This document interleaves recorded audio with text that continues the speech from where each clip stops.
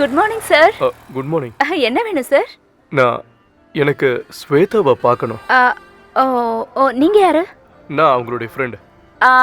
அதாவது உங்க ஃப்ரெண்ட் இன்னைக்கு லீவ் ஆச்சே. ஓ, அவங்க வீடு எங்க இருக்குன்னு சொன்னீங்கன்னா நான் நேர்ல போய் பார்க்கறேன்.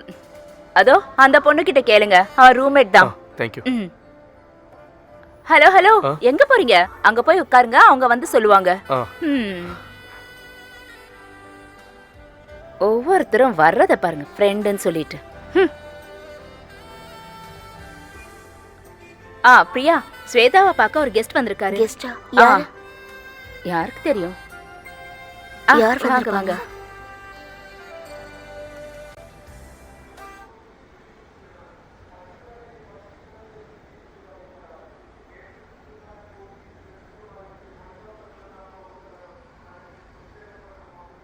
எக்ஸ்கியூஸ் மீ, யார் நீங்க? ரெடி ஆயிடுச்சா? நான் தான் ஸ்வேதாவை பார்க்க வந்திருக்கேன். லீவுன்னு சொன்னாங்க. வீட்டோட அட்ரஸ் கொடுத்தீங்கன்னா. அது அது ஸ்வேதா ஹாஸ்பிட்டலுக்கு போயிருக்கா. கொஞ்சம் தலைவலி. மதியானம் வந்துருவா. ஓ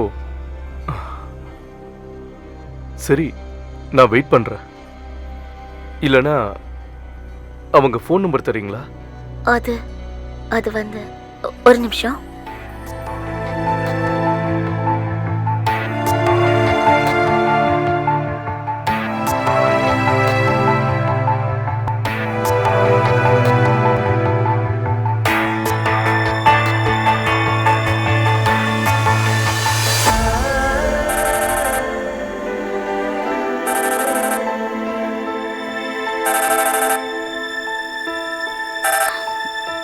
ஸ்வேதா. ஹலோ ஹலோ, நீ எங்க இருக்க? ஜெய் வந்திருக்காரு. எந்த ஜெயின்? அன்னைக்கு பொண்ணு பார்க்க வந்தாரே. ஒரு நிமிஷம். ஸ்வேதா, லைன்ல இருக்கியா? அந்த அங்க எதுக்கு வந்தா?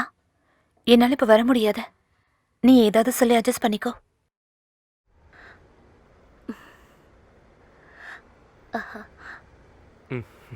அவ வர கொஞ்சம் லேட் ஆகுமா? பரவாயில்ல, நான் வெயிட் பண்றேன். அவங்கள பார்த்துட்டே போறேன். ஹலோ, அவர் இங்க தான் இருக்காரு. உன்னை பார்த்துட்டு தான் போவாரா? சரி, நான் வரேன். சாரிடா, கொஞ்சம் அர்ஜென்ட். இப்போ நான் போயே ஆகணும். என்னாச்சு? இப்போதானே ஃபோன் வந்தது. வந்த உடனே போறேன்னு சொல்ற. கொஞ்சம் இருந்துட்டு போலாமே. ப்ளீஸ், நம்ம இன்னொரு நாள் பார்க்கலாம். ப்ளீஸ். உங்களை வெயிட் பண்ண சொன்னா. ஓகே. அவர்கிட்ட கூட ஒரு நிமிஷம். ஸ்வேதா. ஸ்வேதா, என்னாச்சு? உடம்பு சரியில்லையா? கொஞ்சம் தலைவலியா இருக்கு. நான் வர கொஞ்சம் லேட் ஆகும். பிரச்சனை இல்லை, நான் வேணா வெயிட் பண்றேன். ஐயோ, அங்க உட்காந்து பேச முடியாத. நாம காஃபி டேல மீட் பண்ணலாமா? Okay. Okay Shweta, thank you. Thanks.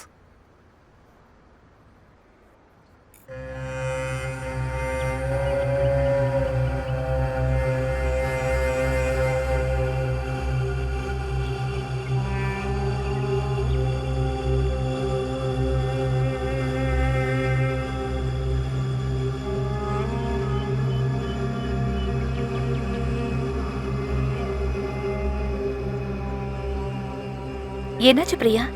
ஒரு மாதிரியா இருக்க? வரேன்னு சொல்லிட்டேன், ஆனா மனசு படபடன்னு அடிச்சுக்குது. இந்த தப்ப நினைச்சு. ஒரு பொண்ணு தனக்கு கல்யாணம் ஆனதுக்கு அப்புறம் தான் புருஷன் தான் இந்த உலகம்னு வாழ்ந்து முடிச்சிடுறா. அவன் நினைக்கிற மாதிரி அவனும் நினைச்சு அவன் வாழ்க்கையை வாழணும்ல. ஆனா பொம்பளை எது பண்ணாலும் தப்பு. 2 பேரும் சேர்ந்து தானே தப்பு பண்றாங்க. ஆனா ஆம்பளை மட்டும் ஏன் குறை சொல்றது இல்ல? தப்புன்னா யார் பண்ணாலும் தப்பு தானே. அதெல்லாம் எனக்கு தெரியாது. ஏன் தெரியலன்னு சொல்ற? பிரியா, கல்யாணம் ஆனதுக்கு அப்புறம் மட்டும்தான் ஒரு பொண்ணு பையன் கிட்ட, அதாவது புருஷன் கிட்ட உண்மையா நடந்துக்கணும். அதுக்கு முன்னாடி சூழ்நிலைகள் எப்படி வேணாலும் இருக்கலாம்ல. அழிய போற அழகை விட நம்ம குடும்பம் தான் நமக்கு பெருசு. அவங்க கஷ்டப்படாம இருக்க நாம கொஞ்ச நாள் கஷ்டப்படுறோம், அவ்வளவுதானே நம்ம பண்றது.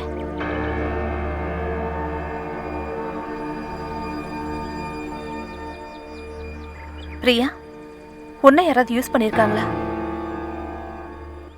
ஐ மீன்,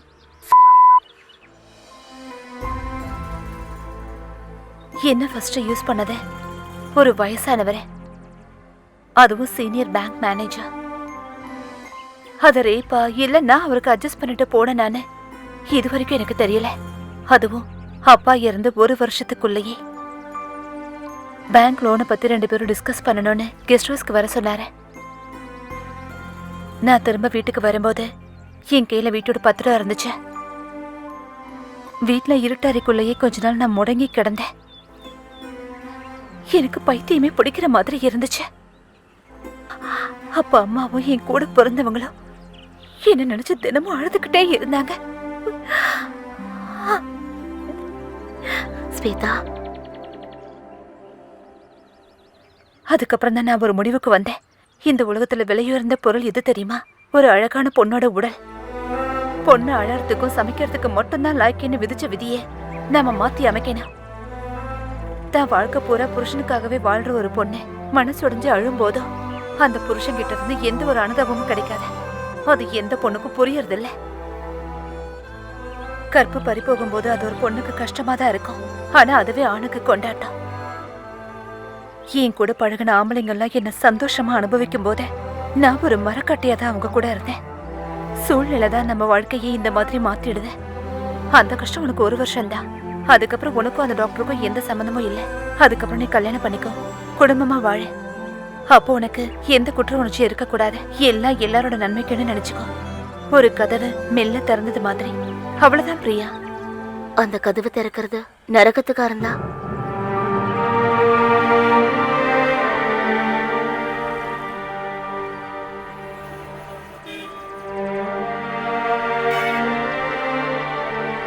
ஜெய்ய பார்க்கலையா? பார்க்கணும். இல்லைன்னா மறுபடியும் ஜுவல்லரிக்கு வந்தாலும் வந்துருவாரு. நீ போ. இல்ல வேண்டாம், நான் ஆட்டோலயே போயிடுறேன்.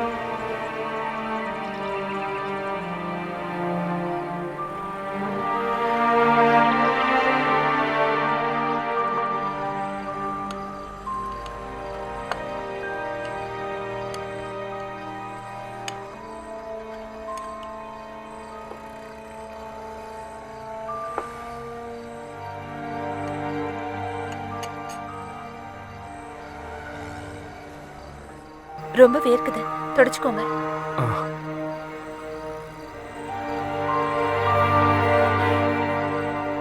உங்களுக்கு ஒரு நல்ல பொண்ணு பொண்டாட்டியா கிடைப்பா. ப்ளீஸ் அப்படி மட்டும் சொல்லாதீங்க. நாம ஒரு தடவை தான் பார்த்துருக்கோம்.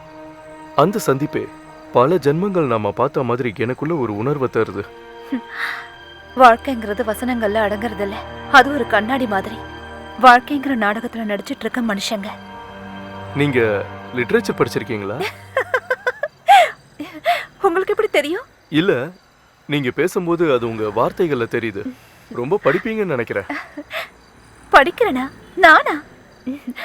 இந்த அளவுக்கு பேசுறது படிக்கிறதுனால ஒண்ணும் இல்ல. வாழ்க்கை தான் எனக்கு கிடைச்ச நல்ல புத்தகம். ஸ்வேதா, ஒருத்தருடைய உண்மையான அழகு எங்க இருக்கு தெரியுமா?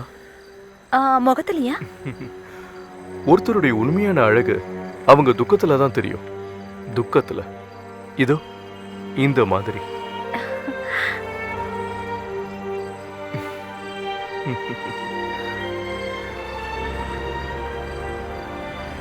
அம்மா ஒரு நிமிஷம், நான் ஸ்வேதா கிட்ட கொடுக்குறேன்.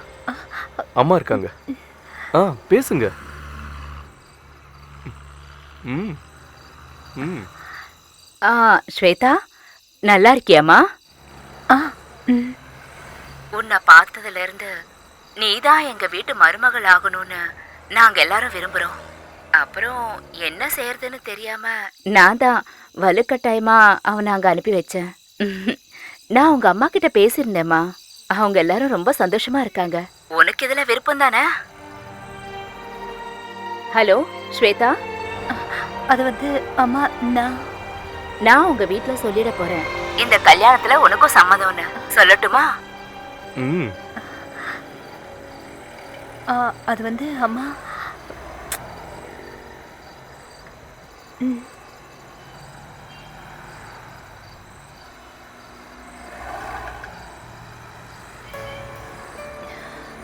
Sir bill. ஆ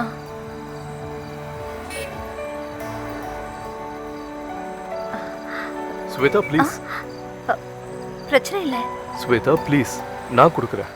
ம். Thank you sir. ஆ சரி, நீங்க கிளம்புங்க. ரொம்ப தூரம் போகணும் இல்லையா?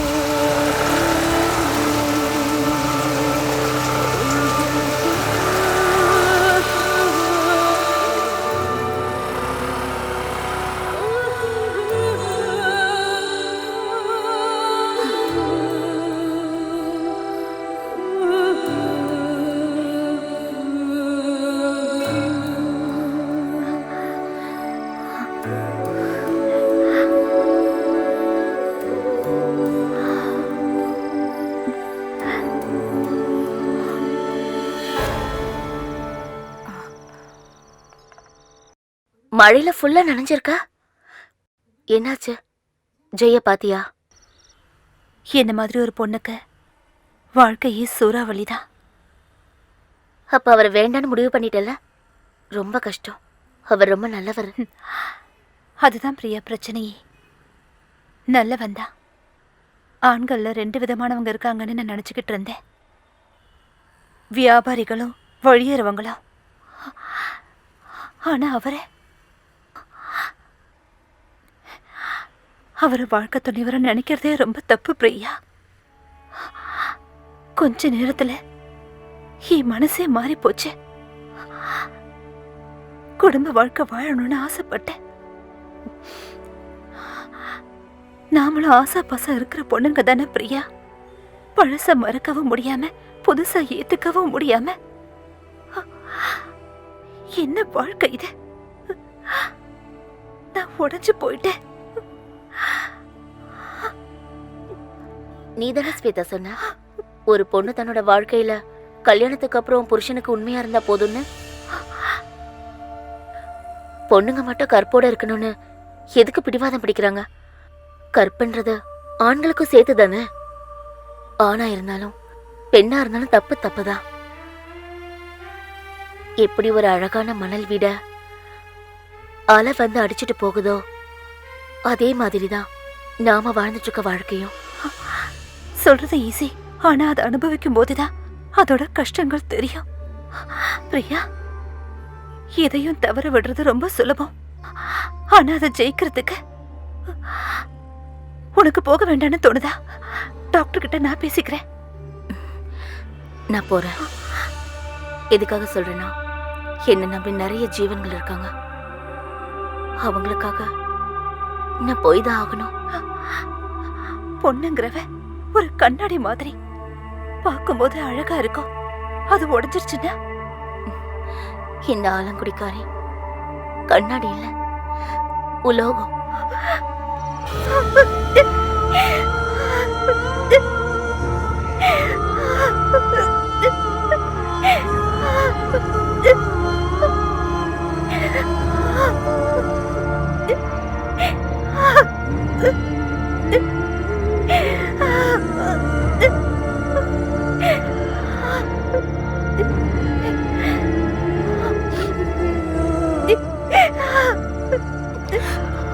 வண்டி வந்துருக்குல்ல?